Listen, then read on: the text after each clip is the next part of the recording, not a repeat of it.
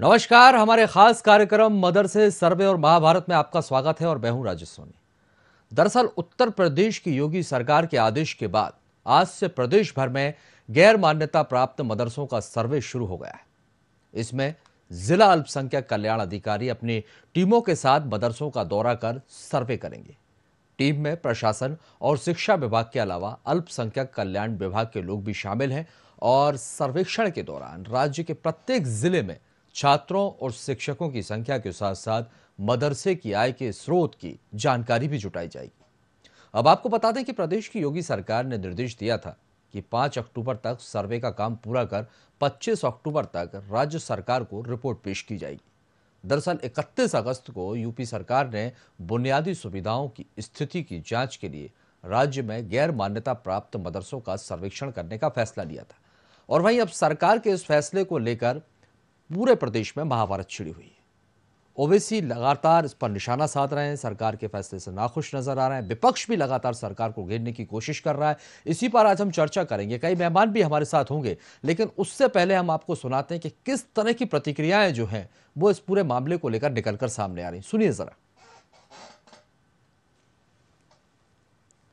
दारुल उलूम देवबंद है, मुबारकपुर में अशरफिया है, ऐसे कई बड़े मदरसे हैं डिफरेंट स्कूल्स ऑफ थॉट के, प्राइवेट मदरसे हैं जिनका ना सरकार से कुछ लेना देना है, ना सरकार उनको कुछ फंडिंग करती है। हाँ, जो मदरसा बोर्ड के तरह रिकगनाइज्ड है वो सरकार से उसका ताल्लुक है, गवर्नमेंट से। इससे ये क्यों सर्वे क्यों करा रहे आप? मैं अगर मदरसा खोलता हूँ तो अपने इस्लामिक तौर तरीक़े उनको सिखाने के लिए, इस्लामी फ़िक़्ह सिखाने के लिए, उनको मौलाना बनाने के लिए, मुफ्ती बनाने के लिए, और स्टेट गवर्नमेंट से ताल्लुक़ ही नहीं है। और संविधान के आर्टिकल 30 के तहत मुझे एक फंडामेंटल राइट हासिल है कि मैं अपने मदरसे खोलूँ, अपने पसंद के एजुकेशन इंस्टीट्यूट्स खोलूँ। इसमें सरकार क्यों मुदाखलत करेगी? आप सर्वे क्यों करना चाह रहे हैं? आपको इससे लेना देना क्या है? क्या आप उनकी तनख्वाह दे रहे हैं? जो मदरसा बोर्ड के तहत मदरसे हैं उनकी तनख्वाह तो आप दे नहीं रहे हैं पिछले 4 साल से। ये मदरसे प्राइवेट मदरसे हैं, अनएडेड मदरसे हैं, और आर्टिकल 30 के तहत इसको कायम किया गया है। तो स्टेट गवर्नमेंट क्यों सर्वे करा रही है? आपको लेना देना क्या है? अब आप एक ऑर्डर जारी कर दीजिए ना कि अब आप मुसलमान मत रहिए, आप कुरान मत पढ़िए, नमाज मत पढ़िए, ऑर्डर जारी कर दीजिए। वही करना चाह रहे आप। ये सर्वे नहीं है बल्कि एक छोटा एनआरसी है। ये 3 बातें तय हुई हैं। नंबर 1, सरकार से मिला जाएगा, सरकार से मिला जाएगा। दूसरी बात ये तय हुई है कि एक स्टीयरिंग कमेटी बनेगी जो रोज़ाना इस तरह के जो इश्यूज खड़े होंगे उनको देखेगी। जो एजुकेशनल इंस्टीट्यूशंस के साथ इस सर्वे के ज़रिए से या और दूसरे ज़रियों से जो हो रहा है उसके लिए एक स्टीयरिंग कमेटी बनाई गई है। कि मुसलमानों की जब भी डेवलपमेंट की बात होती है ओवैसी जी को बुरा लगने लगता है। पता नहीं क्यों वो मुसलमानों को अच्छी शिक्षा, बेहतर भविष्य देने के विरोध में है। इस सर्वे के बारे में उनको स्पष्ट मालूम है कि ये सर्वे जो गैर मान्यता प्राप्त मदरसे हैं वो हमारे छात्रों को क्या सुविधा मुहैया करा रहे हैं, इस बारे में ये सर्वे है। वो अगर खुद अपने मदरसे खोलकर चला रहे हैं, जैसे दारुल उलूम देवबंद है, मुबारकपुर में अशरफिया है, ऐसे कई बड़े मदरसे हैं डिफरेंट स्कूल्स ऑफ थॉट के, प्राइवेट मदरसे हैं जिनका ना सरकार से कुछ लेना देना है, ना सरकार उनको कुछ फंडिंग करती है। हाँ, जो मदरसा बोर्ड के तरह रिकगनाइज्ड है वो सरकार से उसका ताल्लुक है, गवर्नमेंट से। इससे ये क्यों मदरसे में सर्वे पर इतना हंगामा क्यों बरपा? सर्वे के पक्ष में मदनी अब क्या कहेंगे ओवैसी? मदरसों का बही खाता खुल गया तो किसका घाटा? मदरसे के सर्वे पर जमीयत उलेमाए हिंद का फैसला। कानून के तहत सर्वे होगा तो विरोध नहीं करेंगे जमीयत। सर्वे पर फैसले के लिए जमीयत ने स्टीयरिंग की कमेटी बनाई। सर्वे पर आगे की राय स्टीयरिंग कमेटी तय करेगी। मदरसों को हिसाब किताब ठीक करने का फरमान जारी। उत्तर प्रदेश में मदरसों को लेकर किस तरह की सियासत देखने को मिल रही है, इसी पर आज हम चर्चा करने वाले हैं। कई मेहमान हमारे साथ हैं। पहले हम मेहमानों का परिचय आपसे करवाते हैं। केसी जैन जी हमारे साथ जुड़े हैं, जो कि भारतीय जनता पार्टी का पक्ष रखेंगे। आपका बहुत बहुत स्वागत है। राजा रिजवी जी हैं, राजनीतिक विश्लेषक हैं। आपका भी बहुत स्वागत है। निशान ठाकुर जी समाजवादी पार्टी का पक्ष रखेंगे। आपका भी स्वागत है। और साथ ही जावेद अहमद जी हैं, कांग्रेस पार्टी का पक्ष रखने के लिए हमारे साथ हैं। आपका भी स्वागत। आप सभी मेहमानों का स्वागत करते हैं। लेकिन पहला सवाल मैं यहाँ पर केसी जैन जी आपके पास आना चाहूंगा। आप तक आवाज पहुंच रही है सर? जी आवाज मिल रही है। आवाज मिल रही है आपको? जैन साहब आप सुन पा रहे हैं? जी आपकी आवाज मिल रही है। हमारी आवाज मिल रही है आपको? जैन साहब सवाल ये है कि असम में हमने देखा कि जिस तरह से मदरसों पर कार्रवाई हुई, बुलडोजर भी चलवाए गए, लेकिन अब वो आज उत्तर प्रदेश में भी पहुंचती हुई नजर आ रही है। क्या यही वजह है जो उत्तर प्रदेश में भी अब मदरसों का सर्वे करवाया जा रहा है?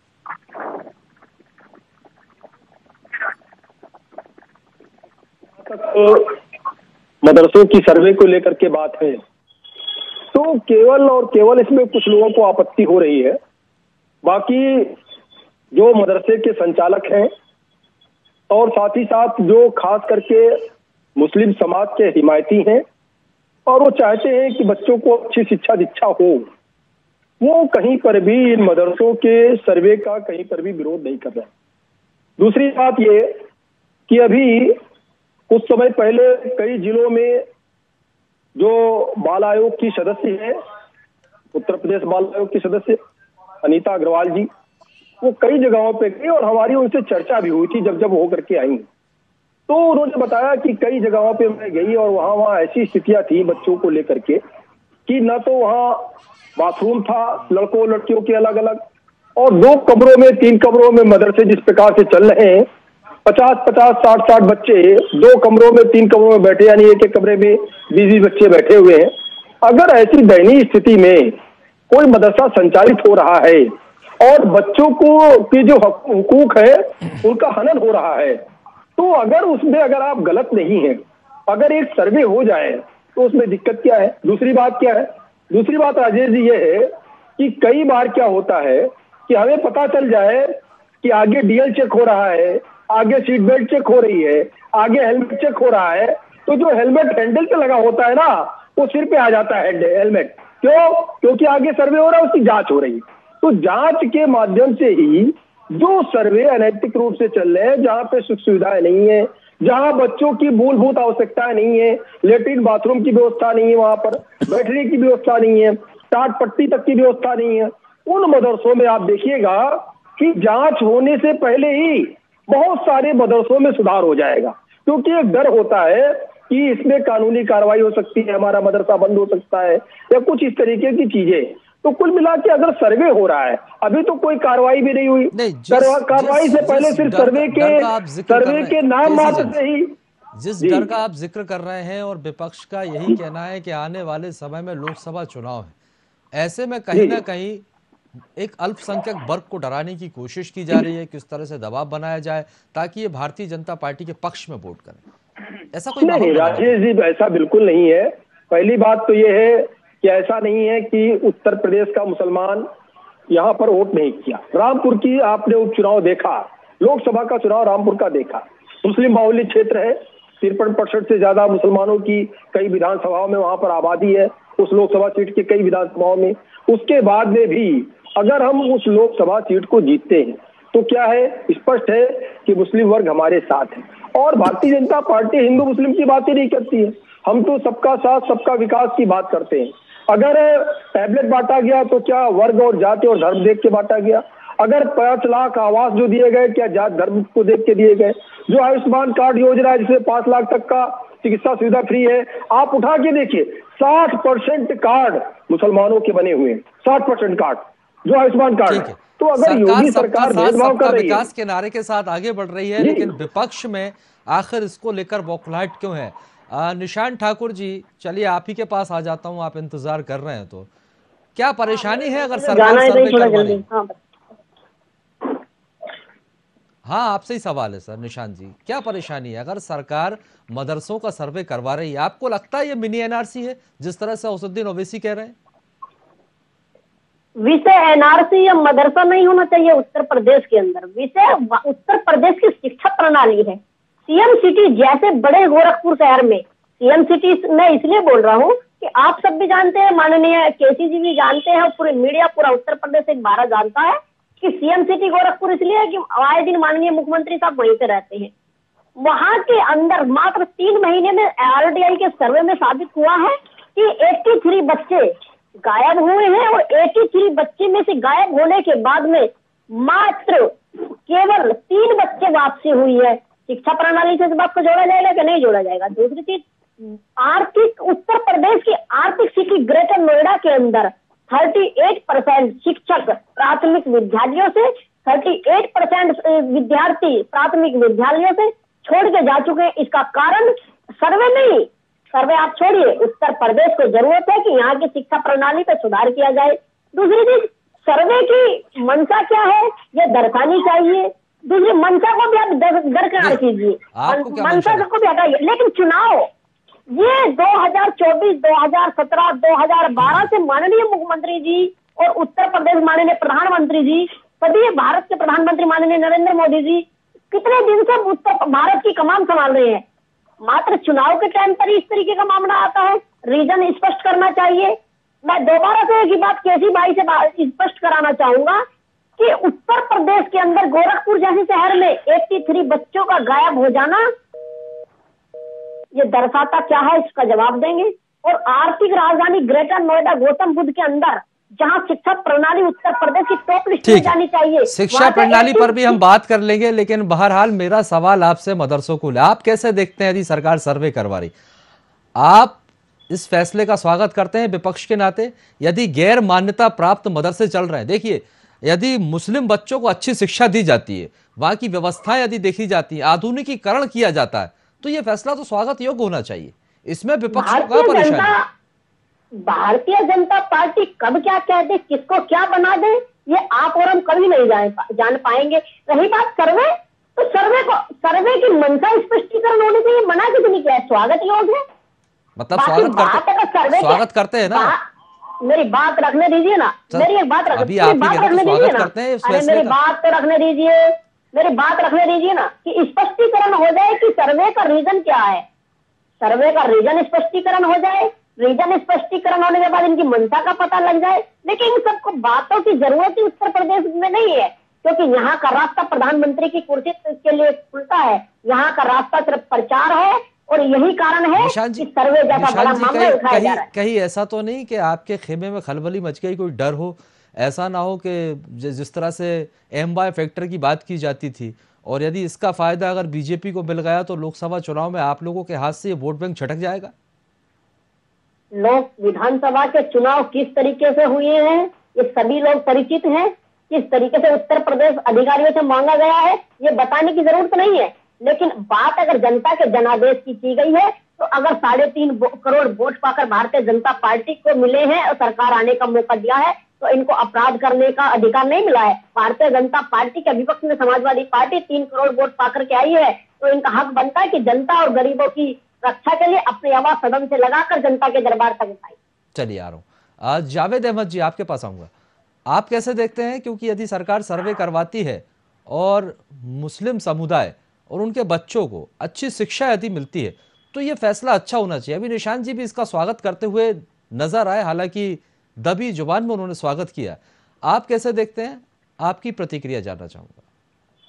नहीं, देखिए, भारतीय जनता पार्टी चाहे वो 3 तलाक का मुद्दा हो, ये का बीच में मुद्दा आया, और चाहे ये एक तरफ तो आप ये कह रहे हो कि ये मिनी एनआरसी है, एक भ्रम फैलाया जा रहा है, एक दबाव बनाया जा रहा है, एक कम्युनिटी को टारगेट करके आप जो है दूसरी तरफ आप उसका माइलेज लेना चाहते हैं। मेरी बात सुनिए, एक मिनट जावेद अहमद, नहीं, मिनी एनआरसी का जिक्र किसने किया? मिनी एनआरसी का जिक्र 2022 में उत्तर प्रदेश की जनता ने बता दिया है कि ओवैसी साहब की हैसियत क्या है। ओवैसी साहब कोई अल्पसंख्यक समुदाय के कोई ठेकेदार नहीं है कि जो ओवैसी साहब कहेंगे ओवैसी साहब की बात मानी जाएगी। यहाँ पर और भी पार्टियां हैं, उनकी भी अपनी विचारधारा है, उनके भी अपने काम करने के तरीके हैं।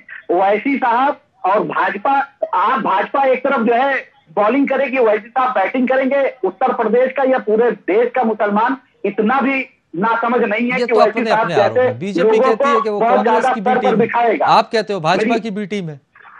नहीं, बी टीम है, सी टीम है, वैसी साहब हर आदमी को इलेक्शन लड़ने का जो है संविधान ने अधिकार दिया है। आप आइए, अगर आपको जनता वोट देती है तो आप अपनी बात रखिए, लेकिन भ्रमित करने का काम मत कीजिए। लेकिन यदि सर्वे होता है सर, सर्वे पर जवाब। मदरसे का सर्वे कोई फर्स्ट टाइम नहीं हो रहा। भारतीय जनता पार्टी करती क्या है, हर काम को प्रोपगेट बहुत ज्यादा करती है। ये एक इनकी राज की और मदरसा बोर्ड की और जो विभाग है अल्पसंख्यक का, सबकी एक प्रक्रिया है, ये होगी। अब ये इसको राजनीतिकरण करना चाहते हैं। भाई कह तो रहे थे भारतीय जनता पार्टी के साथी हमारे कि बच्चों को बैठने की दिक्कत होती है, पानी की दिक्कत होती है, तो अच्छी बात है, आपकी सरकार है, सबका विकास करना चाहते हैं आप, तो अच्छा है, उसको अच्छा कीजिए, अच्छे नलकूप लगवाइए, अच्छे मिनरल वाटर की व्यवस्था करा दीजिए, पंखे लगा दीजिए, अगर आप पास बजट हो एसी लगा दीजिए, लाइब्रेरी बनवा दीजिए, शिक्षक कम हो शिक्षक वहां कर दीजिए। लेकिन एक तरफ तो आप ये बातें करते हैं, दूसरी तरफ आपका जो बहुसंख्यक समाज है, जो गरीबी से, रोजगार से जो परेशान है, जो भी सपा के साथी बता रहे थे कि 83 बच्चे गायब हो गए, जो बच्चों के गायब होने की समस्याएं, ये उन समस्याओं से ध्यान भटकाने का काम करते हैं। आप लोग जो दो मुही बात करती है भारतीय जनता पार्टी, आधुनिकीकरण के बहाने राजनीतिकरण बता रहे हो कि हम बड़ा अच्छा काम कर रहे हैं, दूसरी तरफ आप बता रहे हो कि हम इनको परेशान कर रहे हैं। तो इस तरीके से कब तक आप खेल खेलेंगे? जनता को निर्णय लेना पड़ेगा। एक समय ऐसा आएगा कि आदमी जो भी जनता है वो इसका जवाब देगी और मुंहतोड़ जवाब देगी। उसके पहले मैं यहाँ पर राजनीतिक विश्लेषक हमारे साथ जुड़े हुए हैं, राजा रिजवी जी। रिजवी जी, आप तक आवाज पहुंच रही है सर?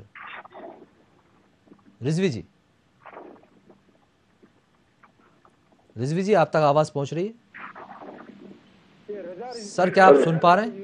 हाँ जी जी, मेरा आपसे सवाल यह है कि जिस तरह से सर्वे, ठीक है, जिस तरह से सर्वे को लेकर महाभारत देखने को मिल रही है, अगर मदरसों का सर्वे किया जाता है और गैर मान्यता प्राप्त मदरसे जो हैं वो बंद अगर कर भी दिए जाते हैं, तो उसमें आखिर परेशानी क्या हो सकती है? और यदि मुस्लिम वर्ग के जो बच्चे हैं, छोटे छोटे बच्चे, उनकी शिक्षा का यदि स्तर भी सुधरता है, तो आखिर क्या परेशानी? क्यों इसको छोटे एनआरसी का नाम दिया जा रहा है? देखिए, ऐसा है कि पूरे प्रदेश में लगभग 16,560 से ऊपर मदरसे हैं, जिसमें 544 जो मदरसे हैं, लोगों को जानना चाहिए अगर ये मदरसे चल रहे हैं और वो मदरसे में जो पढ़ के तैयार होते हैं आलिम दीन, वो अदीब कामिल, अदीब माहिर, ये सब पढ़ के जब तैयार होते हैं तो तैयार होने के बाद वो गांव देहात के मस्जिदों में जाते हैं और वहाँ नमाज पढ़ाते हैं, वहाँ कुरान की तालीम देते हैं। मैं चाहूंगा कि आप थोड़ा सा अपना माइक करीब लाकर बोलिए सर, स्पष्ट सुनाई दे। माइक को करीब लाइए। मदरसे हैं और मेरा ये निवेदन है, थोड़ा सा माइक को करीब लाइए। जो ट्रेनिंग लेकर के जाते हैं, आप समझिए हर जिले के गाँव में जो मस्जिदें हैं वहाँ, आप ये समझिए कि वहाँ उन लोगों की जो जीवन यापन है, उन जो है वो मुफ्तियों की, उन वहाँ जो है आलिम दीन की और जो वहाँ इमामों की, अगर आप जिंदगी देख लें तो वो जिंदगी वहाँ मस्जिदों में बहुत अच्छी नहीं होती।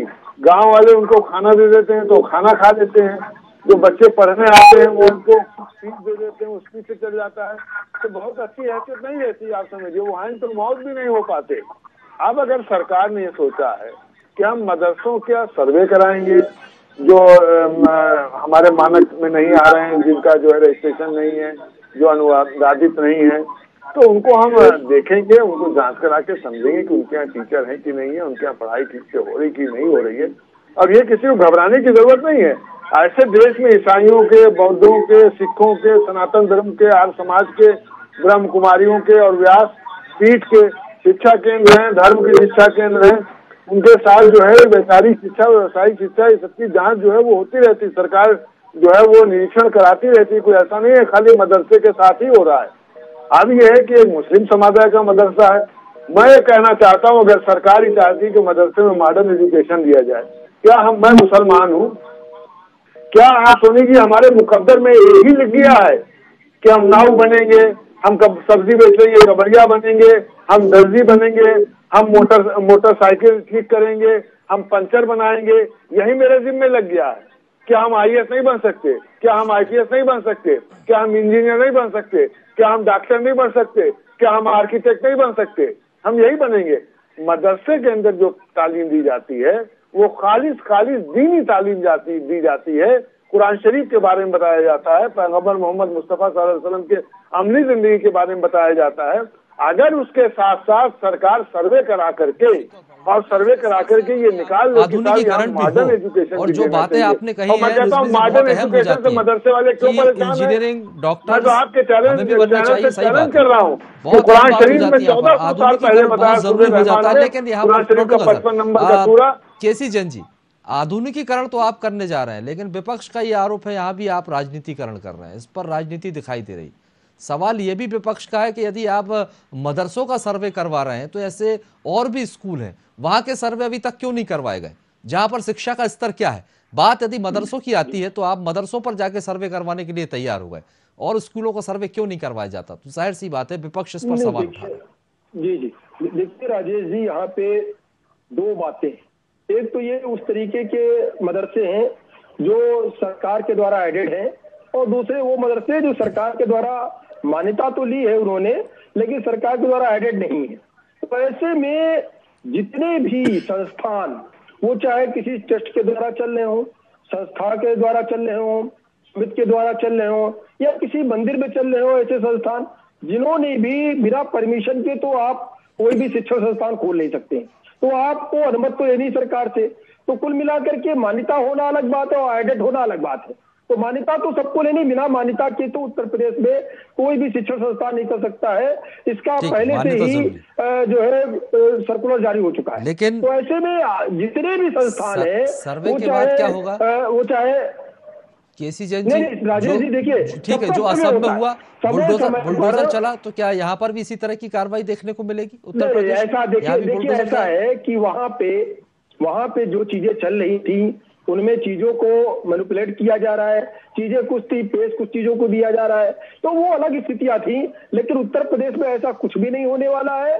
और अभी आदरणीय रजा रिजवी साहब ने बताया कि 16,000 से ज्यादा मदरसे हैं, तो अगर उनका एक सर्वे हो जाए, और बच्चों की दो चीजें हैं यहाँ पर, एक तो दीनी तालीम सिर्फ दी जा रही है, तालीम जो है जो उनको शिक्षा दी जा रही है, आधुनिक शिक्षा भी दी जाए। दूसरा क्या है, दूसरा ये है राजेश जी, दूसरा ये है मदरसों के लिए फंडिंग कहां से आता है? देखिए राजेश जी, यहाँ पे ये भी हो रहा है कि अगर आप एक ट्रस्ट चला रहे हैं, सोसाइटी चला रहे हैं, आपने कोई एक संस्था बना रखी है, तो आप मदरसा भी चला रहे हैं उसके अंतर्गत, तो मदरसे आपका पैसा कहाँ से आ रहा है, कैसा खर्च कर रहे हैं, कैसी व्यवस्थाएं आपके पास में, और आप किस तरीके का मदरसा चला रहे हैं। हमने आपसे बताया ना कि आदरणीय बाल आयोग की सदस्य और बाल आयोग की अन्य जो सदस्य है वो भी वहां पर, बाल आयोग के अध्यक्ष भी, इन लोगों ने जगह जगह जहाँ पे सर्वे किए और देखा है मदरसों की स्थितियां बहुत खराब है। लेटरिन बाथरूम तक वहां नहीं है, घर के अंदर मदरसा चला रहे हैं, वो पैसा कहां से आ रहा है, किस उद्देश्य से वो चला रहे हैं, और 25-25, 30 बच्चे एक क्लास में बैठे।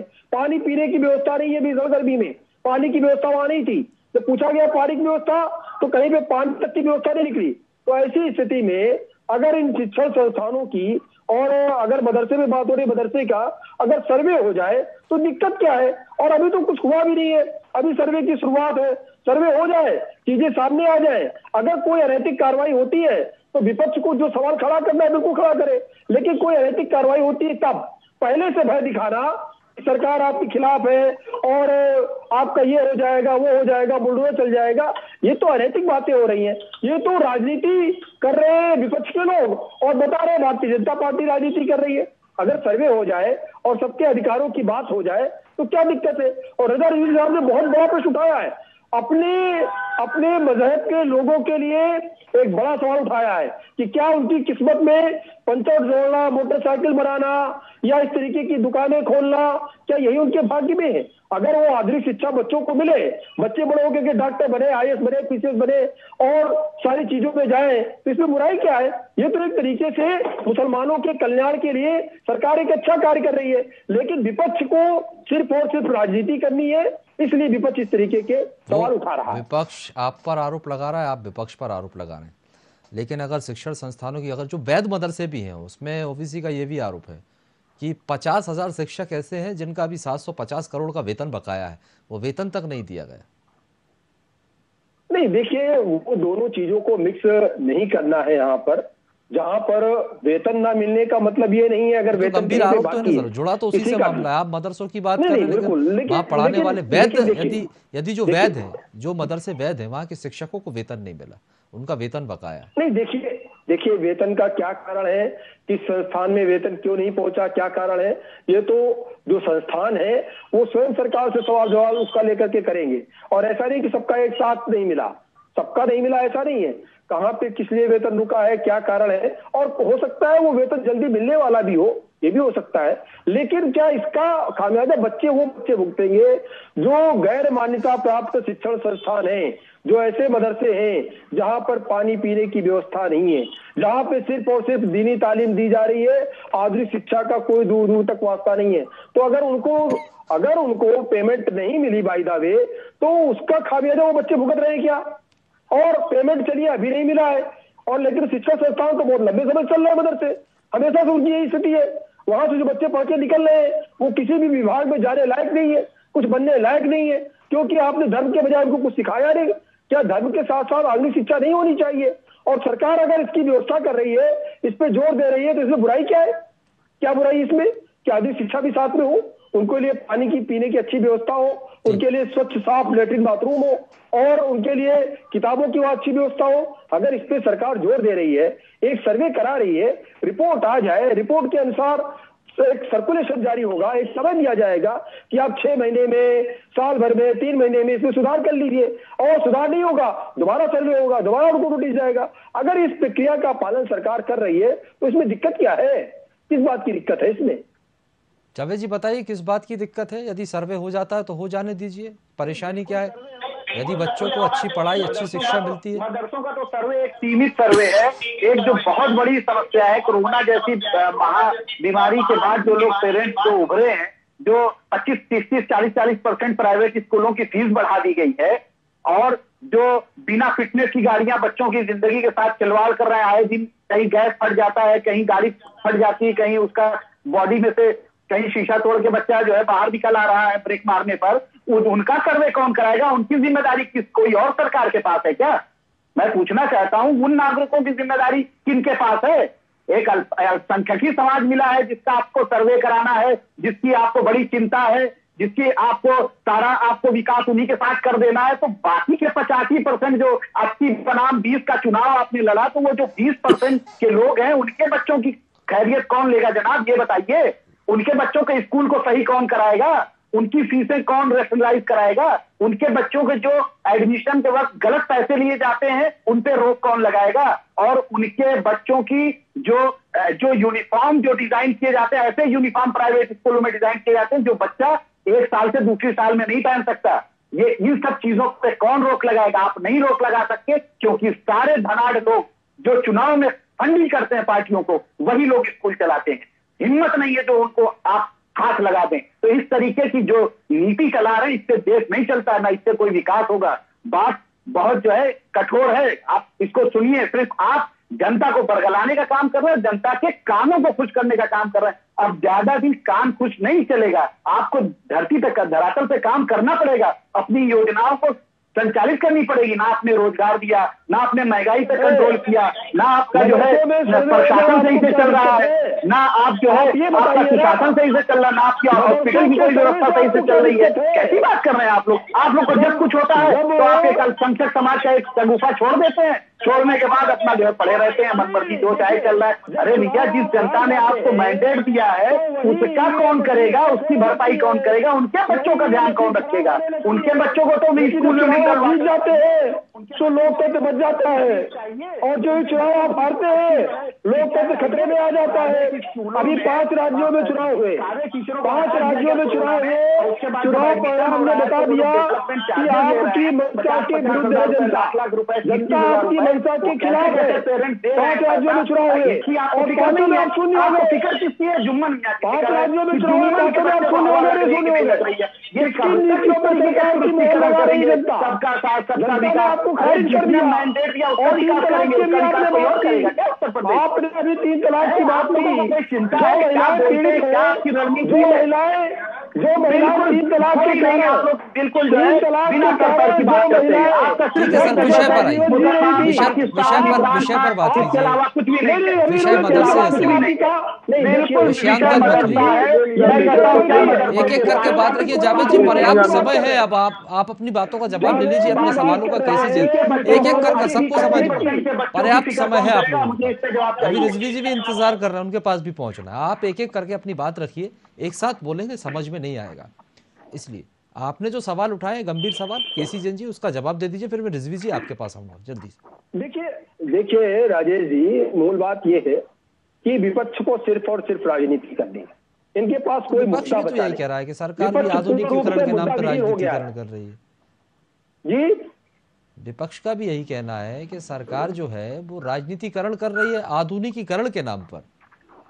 नहीं, देखिए राजेश जी, अगर आधुनिकीकरण हो रहा है, आधुनिकीकरण के टाइमिंग को लेकर इसलिए सवाल होते हैं, इतने समय पहले से, अभी सुनिए सर, केसी जैन जी सुनिए सर, पहले से सरकार थी आपकी, अभी क्यों सरकार जागती है जब असम का मामला निकलकर सामने आता है?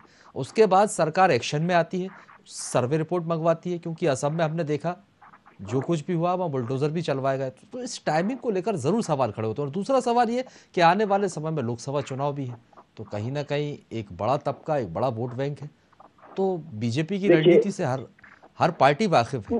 इसलिए आप लोगों पर सवाल खड़े हो जाते हैं कि टाइम आते हो बस आप मौका देखकर चौका मार देते हैं। नहीं राजेश जी, देखिए, इसके पहले अगर सर्वे होता, 2022 के पहले सर्वे होता, तो क्या होता कि लोकसभा चुनाव अब 2022 के बाद हो रहा है, तो फिर चुनाव लोकसभा के आ रहे। 2022 के पहले होता तो विधानसभा चुनाव आ गया था। अभी लोकसभा चुनाव के 2 साल बाकी है, तो अगर 2 साल पहले होता, कुल मिला के 4 साल बीत गए, और 5 साल के बीच में तो कोई ना कोई चुनाव होना ही होना है। अगर 2 साल पहले होता तो कहते उत्तर प्रदेश में विधानसभा चुनाव है इसलिए कर रहे हैं। उसके पहले होता तो 2019 का चुनाव था ही था लोकसभा का, उसके पहले होता तो फिर विधानसभा का चुनाव था, फिर एमएलसी के चुनाव थे, अभी राष्ट्रपति का चुनाव था।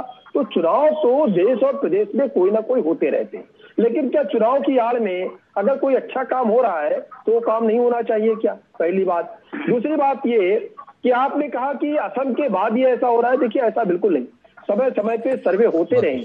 अभी कांग्रेस के साथी ने भी कहा, इसके पहले भी समय समय पे सर्वे होते रहे। और एक बात कि जो बाल आयोग ने जगह जगह जिले जिले में जाके उन्होंने सबके सर्वे किया, ऐसा नहीं है। जो बाल सुधार गृह थे वहां का भी सर्वे किया, उसके लिए भी नोटिफिकेशन जारी हुआ है। जहां जहां पे बाल सुधार गृह थे, जहां पे बाल संरक्षण गृह थे, वहां पे भी, साथ ही साथ जो जहां जहां पे इस तरीके के मदरसे थे या जहां जहां पे बच्चों के अन्य शिक्षण संस्थान थे, वहां पे भी जाके सर्वे किया। तो बाल आयोग ने जो सर्वे किया, उस सर्वे रिपोर्ट को उत्तर प्रदेश सरकार को उत्तर प्रदेश बाल संरक्षण आयोग ने सौंपा। उस रिपोर्ट को देख करके उत्तर प्रदेश सरकार ने निर्णय लिया कि इनका सर्वे होना चाहिए, और सर्वे होने के बाद में अगर उनको कोई असुविधाएं है, सरकार उसमें भी सहयोग करेगी। ऐसा नहीं कि सर्वे होने के बाद में केवल इतनी हो गई कि आप अपने बल पे चीजों को करिए। तो लेकिन ये भी तो है ना सर, सरकार की नाक के नीचे अगर कुछ गैर मान्यता प्राप्त मदरसे चल भी रहे हैं, तो तकरीबन 6-7 साल से आपकी सरकार है, उसके बावजूद भी देखा जाए तो आपकी नाक के नीचे ही तो चल रहे हैं। तो ये भी जो टाइम होता है लंबा टाइम होता है।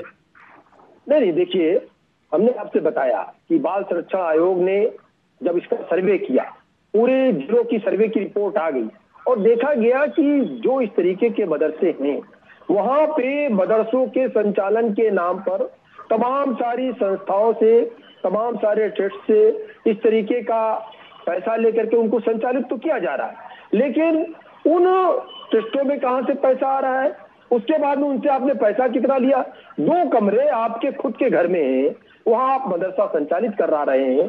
साथ ही साथ आपके घर का एकमात्र बाथरूम है, बच्चों और बच्चियों का अलग अलग कोई बाथरूम तक नहीं है, पानी पीने की व्यवस्था नहीं है, भीषण गर्मी ठंडे पानी की कहीं कोई व्यवस्था नहीं थी, कहीं कोई कूलर की व्यवस्था नहीं थी, घड़े तक की व्यवस्था नहीं थी, सामान्य पानी बच्चे पी रहे थे। अगर इन असुविधाओं को दूर कर लिया जाए और साथ ही साथ आधुनिक शिक्षा को जोड़ लिया जाए। चलिए रिजवी जी, मैं आपसे समझना चाहूंगा, यहाँ पर बीजेपी कांग्रेस दोनों की बातें हमने सुनी, यहाँ दोनों ही दल एक दूसरे पर राजनीतिकरण का आरोप लगा रहे हैं, लेकिन मैं आपसे समझना चाहूंगा कि सियासी दल है, ये तो अपनी अपनी बात रखेंगे, लेकिन यदि सर्वे होता है तो ये समझूंगा इससे किसका फायदा और किसका घाटा? देखिए, ऐसा है, जो सर्वे होता है उस सर्वे से जो मदरसे, बहुत से मदरसे ऐसे हैं कि जहाँ जो है वो टीचर जो है बहुत कम है और उसके वजह से उन बच्चों को पढ़ाने में दिक्कतें हो रही हैं। कई मदरसे ऐसे हैं जिनके पास अपने अच्छे संसाधन के साथ स्कूल नहीं है। तो अगर सर्वे हो रहा है तो सर्वे से क्यों घबराया जा रहा है? वे एनआरसी और सीए के लिए दिल्ली के अंदर और शाहीन बाग में और सब धरना प्रदर्शन, आज बताइए किस मुसलमान को यहाँ से निकाल दिया गया? कौन सा मुसलमान ऐसा है कि जिसको बिल्कुल जेल में डाल दिया गया? लेकिन आप बताइए, सीए एनआरसी में कहा जा रहा था, उसमें क्या था? 3 पन्ने का जो है सुप्रीम जो है लोकसभा में जो है पारित हुआ था। उसमें यही खाली था कि जो वहाँ अल्पसंख्यक लोग सताए जा रहे हैं, चाहे अफगानिस्तान हो, चाहे पाकिस्तान हो, चाहे बांग्लादेश है, उनको हिंदुस्तान में सेटल मिलेगा। ये सीधी सीधी बात थी। लेकिन विपक्ष के लोग, जो भाजपा की सरकार में शामिल लोग नहीं है, उन्होंने हमारे मुसलमानों को बरगला दिया कि नहीं साहब, तुम्हारे लिए है, तुम्हारे लिए ऐसा है। तो इसको बरगलाने की जरूरत नहीं है। ये सर्वे अगर हो रहा है तो किसी पर शक करने की जरूरत नहीं है, और शक जो है दिमाग से निकाल दे कि अगर ये हो रहा है तो मुसलमानों को जो परेशानी होगी और मुसलमान दिक्कत में आ जाएगा और ये हो जाएगा। देखिए, दिक्कत में वही आएंगे जिनके मदरसे ठीक से नहीं चल रहे होंगे, और सरकार जो मदरसे हैं उनको ठीक कर ले, दुरुस्त कर ले। आपको मदरसा बुलडोजर चलाया गया, ये सब जो बताया नहीं है। और अगर सर्वे हो रहा है तो उसको मुसलमानों को बहुत ही पुरजोर उसका स्वागत करना चाहिए और चिल्लाने दीजिए विपक्षों के मदद से कर रहे हैं। कांग्रेस के लोग बैठे हैं, हमारे मित्र, उनसे पूछिए कि 70 कमेटी की क्या देश में शिक्षा का अधिकार है और वो सभी को मिलना चाहिए, चाहे वो किसी भी समुदाय और वर्ग के बच्चे हों। ठीक है, लेकिन जो जिक्र यहाँ पर ओवैसी ने किया, आर्टिकल 30 जो संविधान में जिसका जिक्र किया जा रहा है, मैं जावेद जी आपसे समझना चाहूंगा, इसमें क्या होता है? क्या यहाँ पर आर्टिकल 30 जो है उसका उल्लंघन हो रहा है कहीं ना कहीं, आपको लगता है? नहीं, देखिए, वो वकील भी नहीं है, बैरिस्टर हैं। वो कौन सी कानून की चीज कहाँ पे लाके निकाल करके करते हैं, लेकिन जो उनका बात करने का जो तरीका है वो बिल्कुल स्पष्ट दिखाई देता है कि वो ध्रुवीकरण करने का हर पॉइंट पर वो ध्रुवीकरण करते हैं। हिंदू मुसलमान की यहाँ बात ही नहीं है, बात तो यहाँ शिक्षा की चल रही है। ठीक है, तो जब आप लोगों की सरकार रही तब तो आप लोगों ने कभी कुछ नहीं किया। ये भी आरोप है कि बीजेपी की तरफ से आप लोग तो कभी चाहते ही नहीं थे कि ये वर्ग आगे बढ़े। नहीं, कांग्रेस पार्टी ने तो हिंदुस्तान में सिर्फ मलाइयां काटी हैं, कुछ नहीं किया। ना कोई इंस्टीट्यूशन बनाए, ना कोई जो है संस्था बनाई, ना शिक्षा का अधिकार दिया, ना जीने का अधिकार दिया, ना खाने का, ना कपड़ा पहनने का कोई अधिकार कांग्रेस के रिजीम में नहीं हुआ। कांग्रेस के लोग जो है बिल्कुल आजादी 2014 में लोगों को मिली है, जिन लोगों को, उन लोगों की नजर में कांग्रेस ने कुछ नहीं किया। ये बिल्कुल आप बिल्कुल सही बात बता रहे हैं, इसमें कोई कुछ ढका छिपा थोड़ी है। कंगना रनौत जैसी एक्ट्रेस कैसी है कि आजादी 2014 में मिली है और उसका समर्थन होता है ना? गांधी जी को अपमानित किया जाता है, हम सब जैसे बड़े लोग बैठे होते हैं, उसके बाद भी लोग चीख करके गांधी जी का अपमान करते हैं, नेहरू जी का अपमान करते हैं, और हम बड़े मुस्कुरा करके उसको सह लेते हैं। तो जब इस तरीके के नैरेटिव चल रहा है तो खोली जा रही है, 2 कमरों में मदरसे चल रहे हैं, पीने के लिए पानी नहीं है। अभी हम सिर्फ मदरसों पर बात कर रहे हैं, आप तो बहुत पहले तक चलेगा, आपने कहा कांग्रेस ने कुछ किया नहीं, आप तो वहां तक पहुंच गए। अभी सर विषय मदरसे का है ना, आप तो वहां पर आते हैं। तो 2 कमरों में मदरसे चल रहा है, पीने के पानी की व्यवस्था नहीं है, तो आपके समझ से चला नाथुराम गोडसे थोड़ी बन जाएंगे, कहने से अबुल कलाम आजाद साहब की हिस्ट्री थोड़ी मिट जाएगी, थोड़ी खत्म कर लोगे आप। अभी मदरसे कहने से बटक मियां अंसारी का नाम थोड़ी मिटा दोगे आप इतिहास से, किसी के कहने से थोड़ी इतिहास मिट जाएगा। केसी जन जी कुछ कहना चाह रहे हैं? ये लोग गलत चीजें कहते हैं, गलत चीजों को प्रोपेगेट करते हैं। आपने राष्ट्रपति पद का प्रत्याशी खड़ा किया था, आप नहीं चाहते थे अब्दुल कलाम आजाद राष्ट्रपति बने, कांग्रेस नहीं चाहती थी। आप कहाँ मुसलमानों की कहती है? आप नहीं चाहते थे कि अब्दुल कलाम आजाद जी राष्ट्रपति बने, कांग्रेस ने विरोध किया था, कांग्रेस ने प्रत्याशी खड़ा किया था। अब्दुल कलाम आजाद साहब के सामने कांग्रेस ने प्रत्याशी खड़ा किया था, जनता जी की सरकार थी। होता है। कभी आप ये नहीं बताते कि पहला आपने शिक्षा खड़ा मंत्री किया जो था, थे, नहीं खड़ा किया था मदरसे से प्रत्याशी? पढ़ा हुआ था, ये नहीं अब्दुल बताते। कलाम आजाद साहब के सामने चलिए ठीक है, रोकूंगा मैं आप दोनों को। ठीक है सर, विषयांतर हो रहा है, आप दोनों को रोकूंगा। बहरहाल विषय मदरसे है, विषयांतर हो रहा है। बहुत बहुत शुक्रिया आप सभी मेहमानों का हमारे साथ जुड़ने के लिए और चर्चा में शामिल होने के लिए। तो आपको बताते हैं कि असम के बाद अब उत्तर प्रदेश तक मदरसों की आंच पहुंच चुकी है और यही वजह है सरकार सख्त हो गई है। मदरसे को लेकर सर्वे किया जा रहा है, लेकिन इसको लेकर सत्ता पक्ष और विपक्ष आमने सामने है। इसको लेकर महाभारत देखने को मिल रही है। ओबीसी जी के भी कई गंभीर आरोप हैं, लेकिन सरकार का ये कहना है कि हम मदरसों का आधुनिकीकरण करेंगे ताकि जो बच्चे हैं उन्हें अच्छी शिक्षा मिल सके, अच्छा स्वास्थ्य और जो सारी सुविधाएं वो उन्हें मिल सके। ये इसके पीछे सरकार की मंशा बताई जा रही है, लेकिन विपक्ष सरकार की इस मंशा पर कई तरह के सवाल खड़े कर रहा है। अब देखते हैं कि सर्वे रिपोर्ट निकलकर सामने आती है, उसके बाद क्या कुछ तस्वीर निकलकर सामने आई, ये देखना बहुत दिलचस्प होगा। फिलहाल के लिए बहुत बहुत शुक्रिया और आगे की खबरों के लिए आप लगातार बने रहिए VIP न्यूज़ के साथ।